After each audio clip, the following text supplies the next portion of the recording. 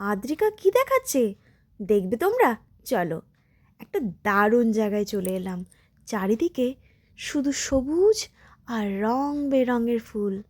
দেখো, কোথাও বা অনেক ফুল ফুটে রয়েছে, আবার কোথাও রয়েছে ফুল ফোটার জন্য অপেক্ষা। কি দারুণ রং বেরঙের ফুল, চন্দ্রমল্লিকা, ডালিয়া, আরও কত কি। আর এদিকে এনারা রয়েছেন আদ্রিকার সঙ্গে কথা বলতে ব্যস্ত, কারণ ফুলগুলি তো এখনও ফোটেনি। আদ্রিকা তাই জিজ্ঞেস করছিল, মা এগুলো এখনও ফুল ফোটেনি? তার সঙ্গে সকলে চতুর্দিকে তাদের রিলস বানিয়ে নিচ্ছে। দূরে ওই আকাশে চাঁদ মামাকেও দেখা যাচ্ছে। সন্ধে নেমে আসে।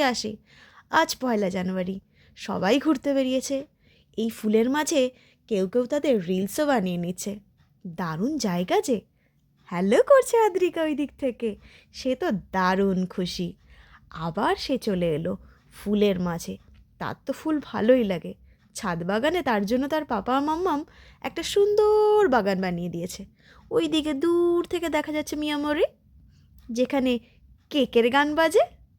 আর এদিকে নানান ফুলে সজ্জিত। আর মাম্মাম আর আদ্রিকা বেশ দারুণ মজা করে নিল, ক্যামেরাটা সঙ্গে নিয়ে ফুলগুলিকে ব্যাকগ্রাউন্ডে রেখে।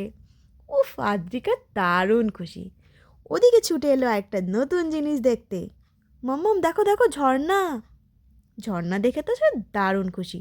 আরে ঝর্ণা না, ফাউন্টেন, তাই না? চলো, ছুটে যেতে হবে না। Tata, bye bye.